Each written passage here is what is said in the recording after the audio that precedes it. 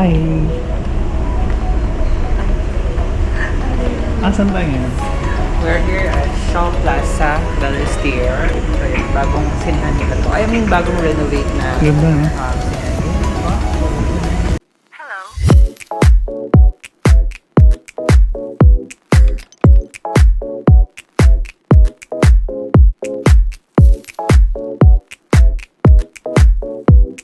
Hi guys! Andito kami ngayon sa Shaw Plaza, Balestier. Kasi nanood kami ng... The Exorcist Delivered. Natakot ka rin? Natakot ka? Ayun. Ganito muna.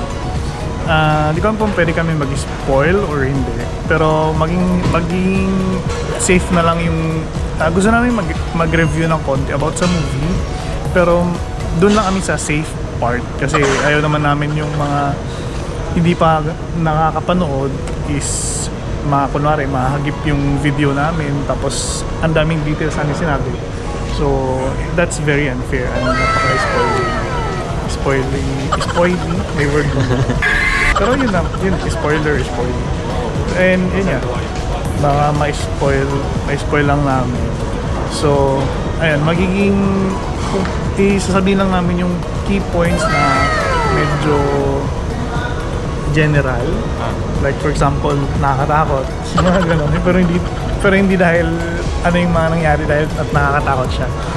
So, ano yung masabi mo sa The Exorcist, Believer? So yun, for me, syempre, typical na exorcist movie, horror movie, nakakagulat.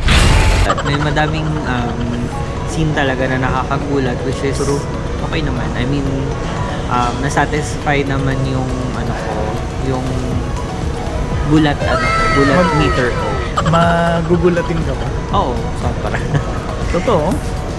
Parang hindi natin alam na magugulatin. Magugulatin siya.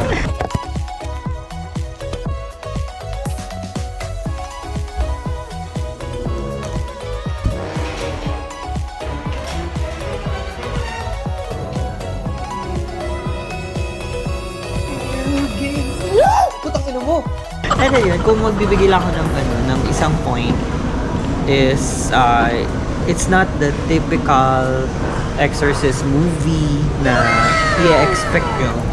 But then I can tell naman na it's a unique story, pero ayun nga, it is not the typical exorcist movie talaga for me.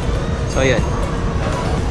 Before ko sundan yung sinabi niya, yes, madaming parts na nakakagulat, which is very normal and very common sa mga horror and mga nakakatakot na movie.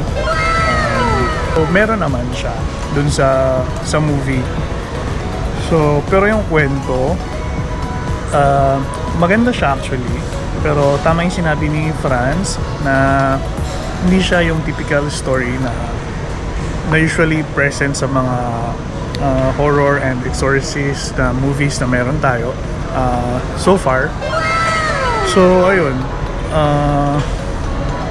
ang may personal review, okay siya, pwede na. Pero if I have to recommend, kung papanoorin ng kakilala, kaibigan, or somebody ask me, maganda ba siya? Yes, maganda. If somebody asks me kung maganda, yes, maganda.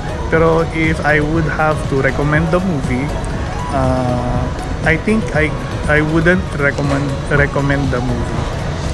For me, that's my personal choice. For me, I will recommend. I mean, siguro kung hindi ko siya re-recommend, I mean, siguro sa sinehan, better yet watch it on the internet or I mean, watch nyo na lang siya kapag may mga clear version na siya everywhere. But then if movie, kung worth it ba ng money, all I can say that's what I'm saying. Siguro hindi. Also, hindi siya ganun ka worth it. Yun. So for the money, for the money. But for the experience, still okay. I mean, if you're looking for a more better story of an exorcist movie, I wouldn't recommend The Exorcist, Believer. There are other movies na mas magandang may offer. Yun lang. Pero I hope na we didn't spoil anything to you guys. Ayun, so all in all naman, I mean, for the sake of experiencing the new Shaw Plaza Ballester. Actually, it's a nice cinema now. Yeah. Bagong upuan. Yeah, you can feel and you can smell na bago talaga yung sinihan.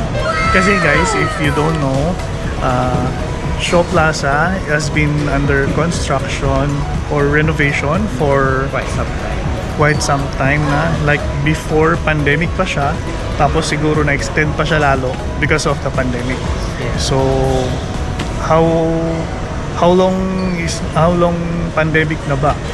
So 2021, 22, 23. So 4 years na. So the renovation has been going for more than 4 years. So maybe 5-6 years yung renovation. So yeah. And ayun nga, ang daming nagbago dito and sobrang nag-improve siya. Lalong-lalo na yung, I mean, dati kasi parang known ang Shaw Plaza Ballester for talaga doon lang sa movie, sa show theaters. But now, ang dami ng establishments. May konting stall. And very luma yung building. Like, hindi siya, kasi sobrang dami ng building na bago dito sa Singapore. So, pag pumasok ka sa loob, like, pwede mong masabi na hindi siya ganun ka bago na building, no? Yes. Yeah. And yun, and marami ka na rin makikita ngayon na establishments dito sa loob. May mga kainan, may mga shopping center, may grocery. Yes. Gusto don't know kung kailan siya nagbukas, pero search ko, pag na-search namin, andito siya. Ito yung info kung kailan siya nag-start ng renovation. Ito yung info kung kailan siya natapos ng renovation. Yes. So yun guys, that's it for now. And we'll try to tour you around dito sa mall. Sa montage for the mall.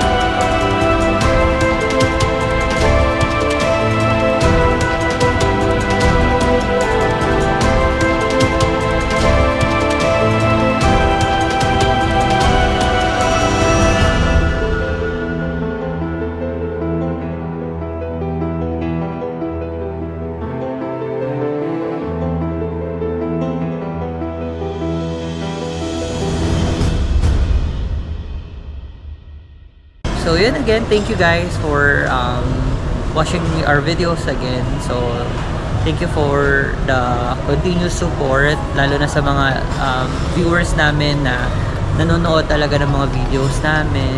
And nagla-like, and ayun, sana continuous na i-support nyo kami, and ayun, subscribe pa, maghakot tayo ng mga subscriber. Go, go, go.